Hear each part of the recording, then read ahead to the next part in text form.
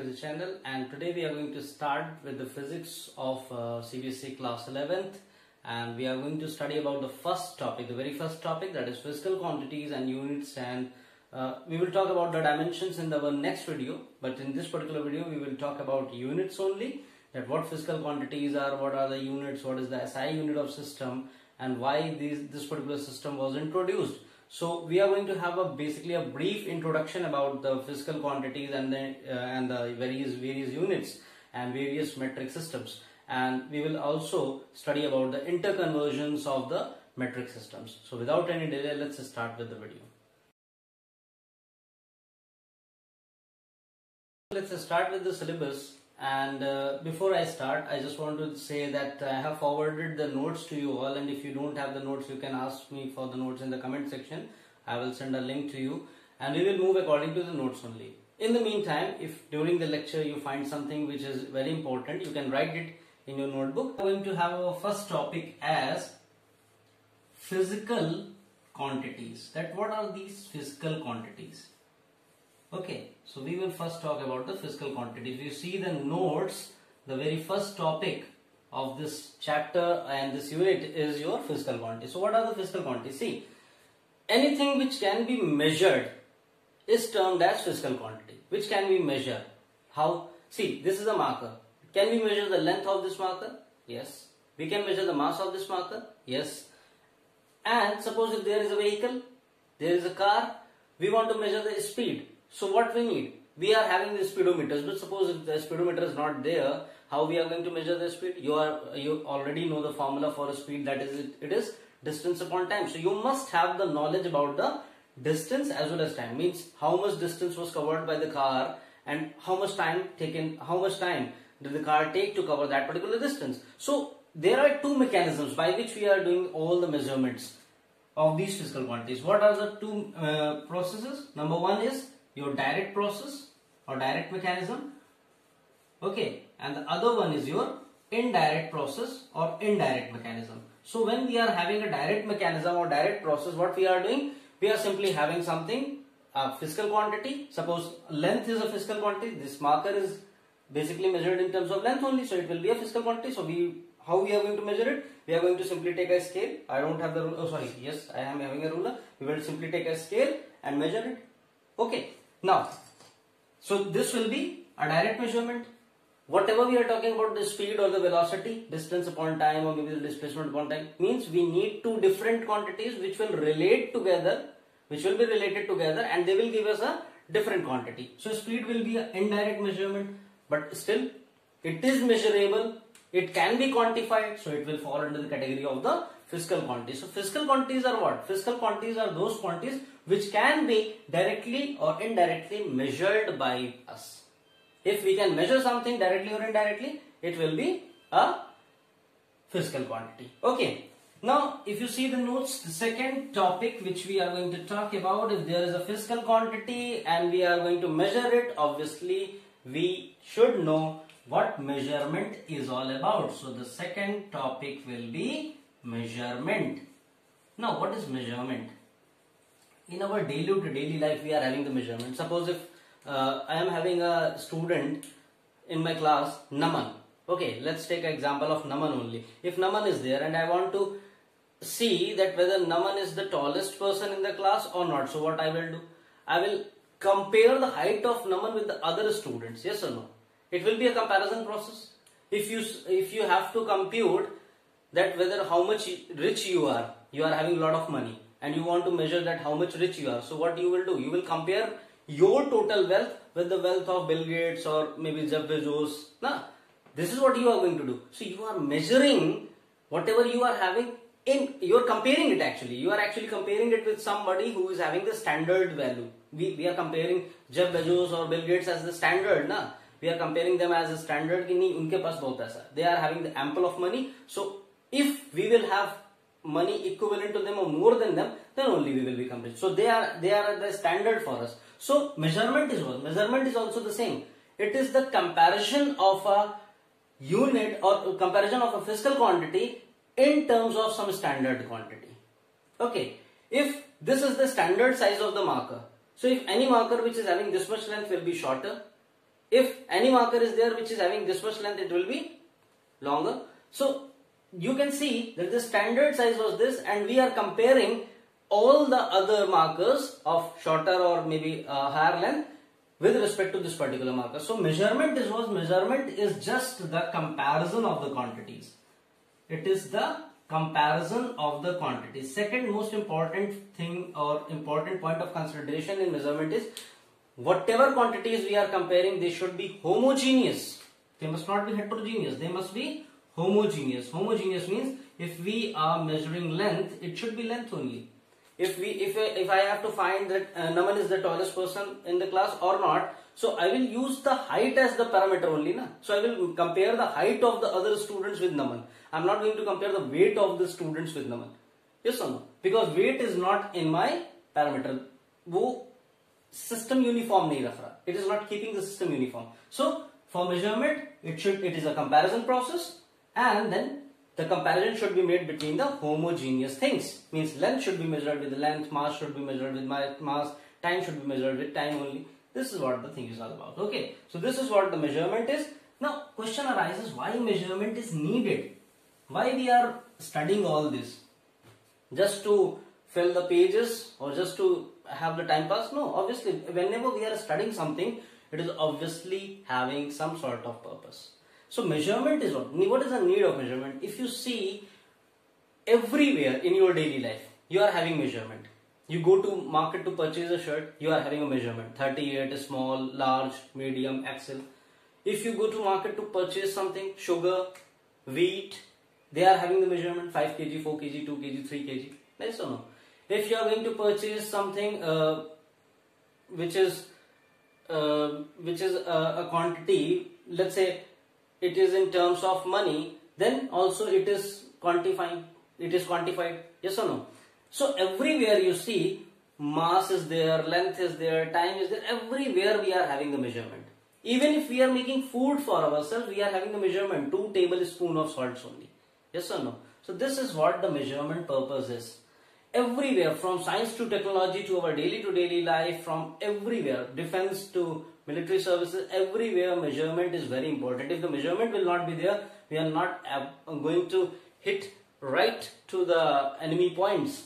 Even defense also, they give the precise location. So they are measuring the location. Then only they are giving the 24° north.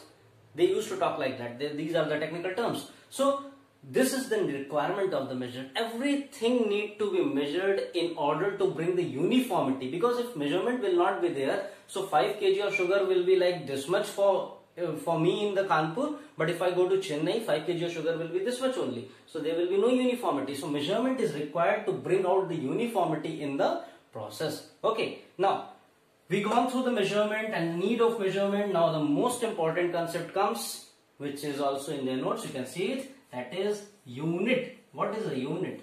Now when we are measuring, obviously we need to have the measurements units. Na?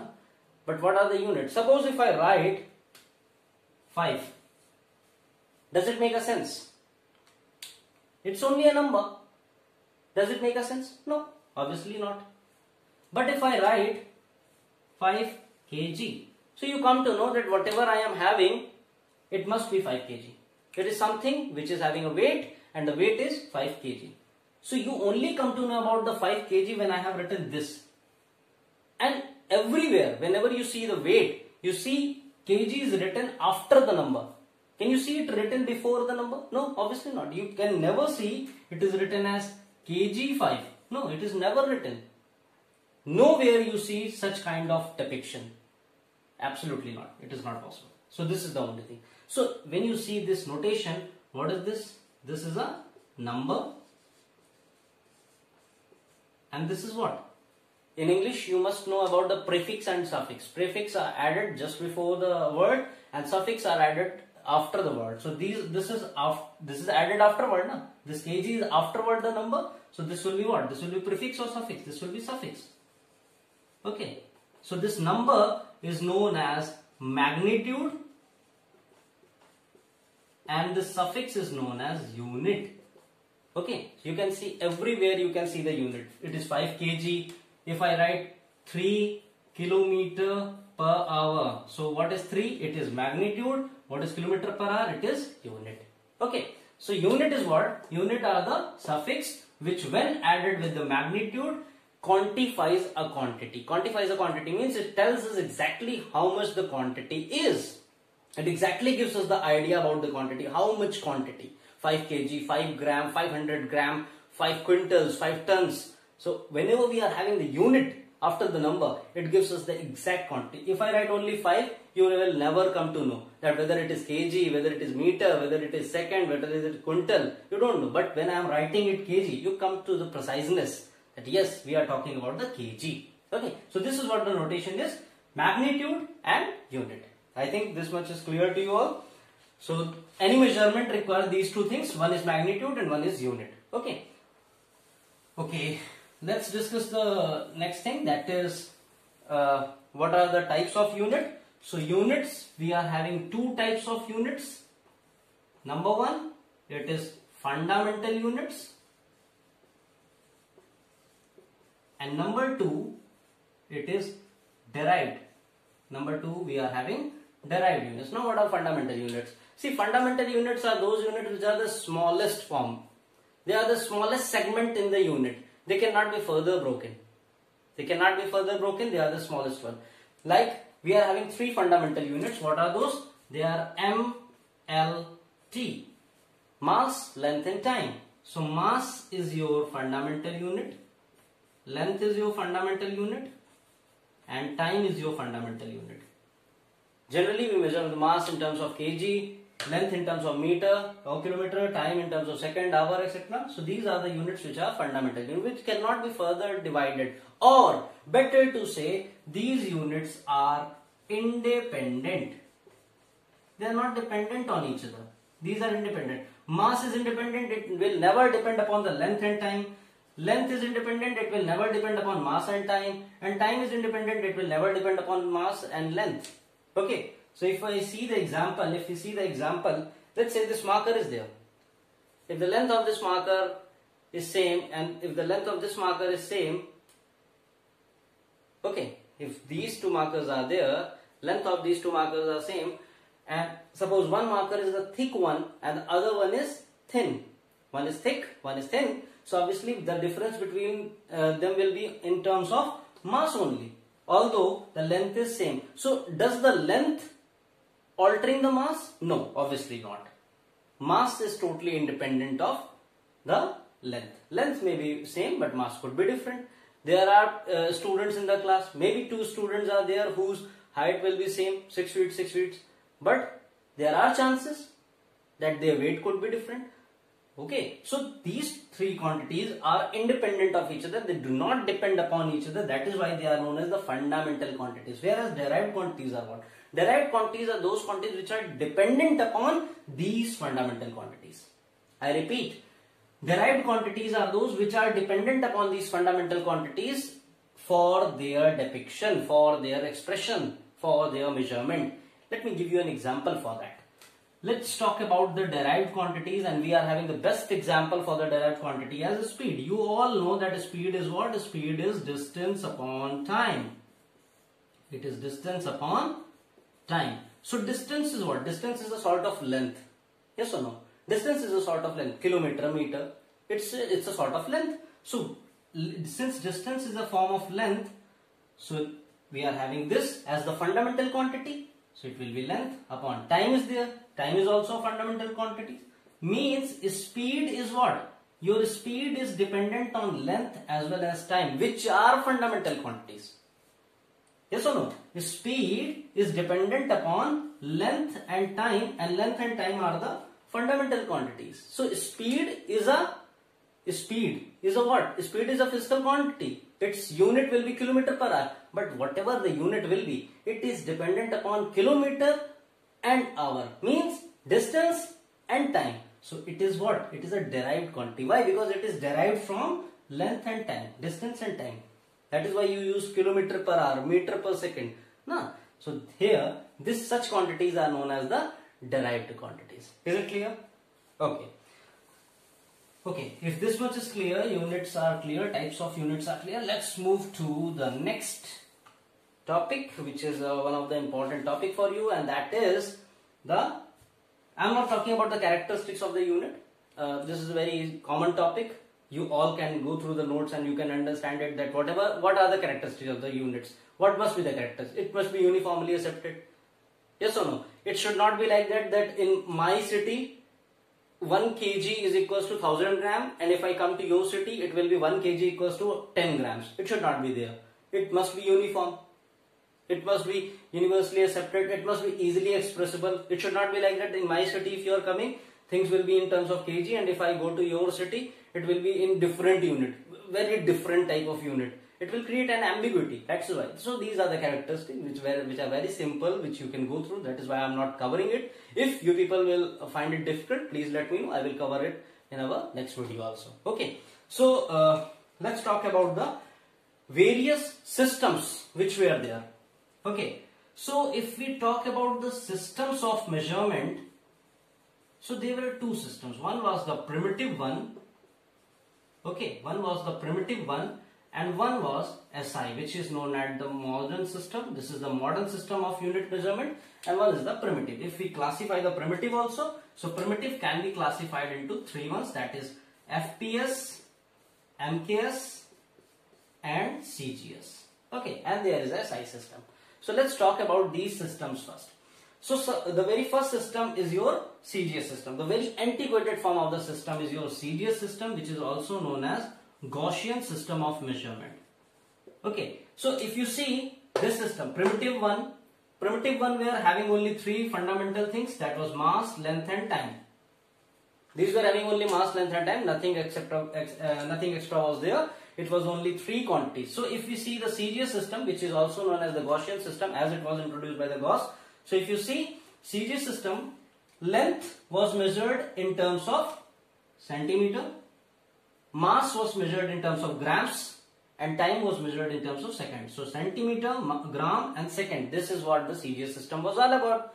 If we talk about the MKS system, second one, this was the first one, or the second one was the FPS. FPS system was one of the new system which was introduced by the Dutch people, the British people. British people introduced this system, FPS, and FPS was length was measured in terms of foot, mass was measured in terms of pounds, and time in terms of seconds. So it was foot, pound, second.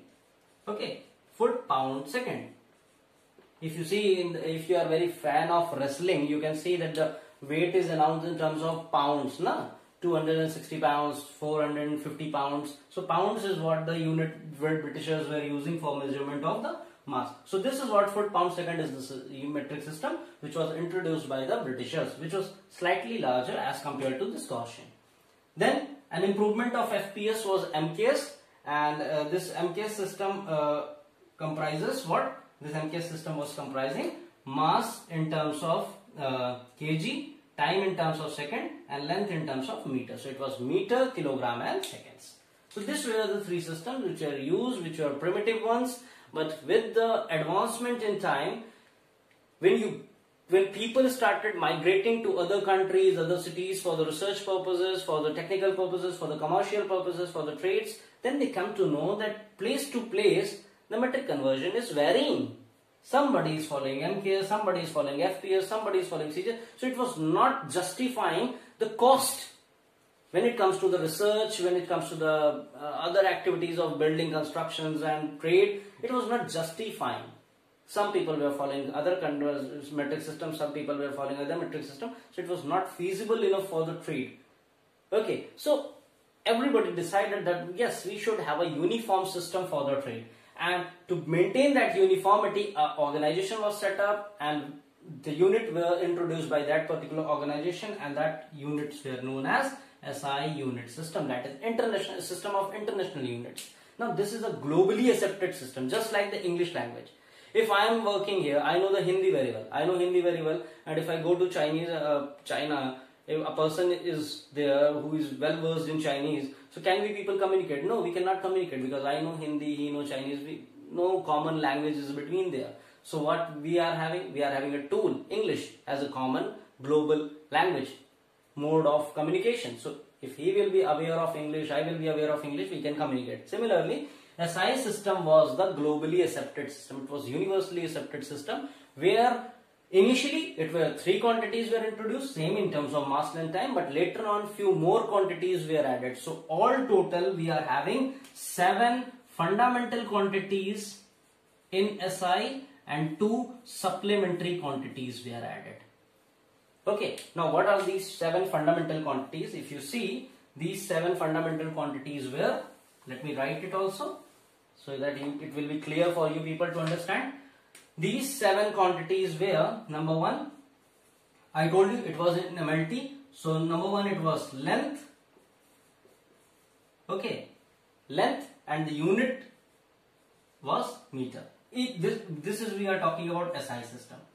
Okay, in SI, length was used to measure in terms of meter. Second was our mass, and mass was measured in terms of kg.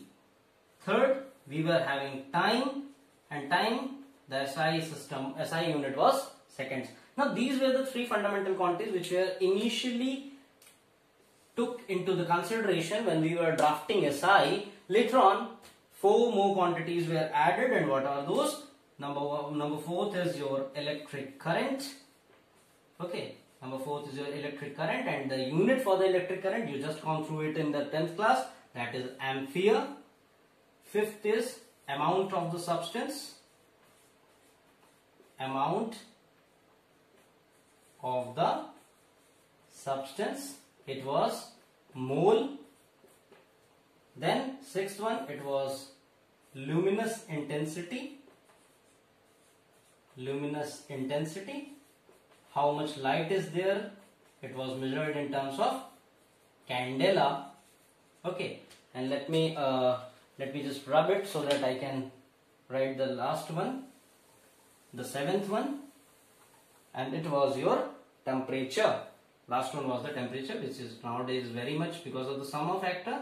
It was temperature, and it was used to measure it in terms of Kelvin. So these were the 7 fundamental quantities which were took into the consideration when we were dealing with the SI unit system. So these are the 7 quantities: length, mass, time, electric current, amount of substance, luminous intensity, and temperature. Later on, 2 supplementary quantities were also added, and those 2 supplementary quantities were, let me write it also, supplementary quantities. Number 1 was your angle, and number 2 was your solid angle, that is 3D.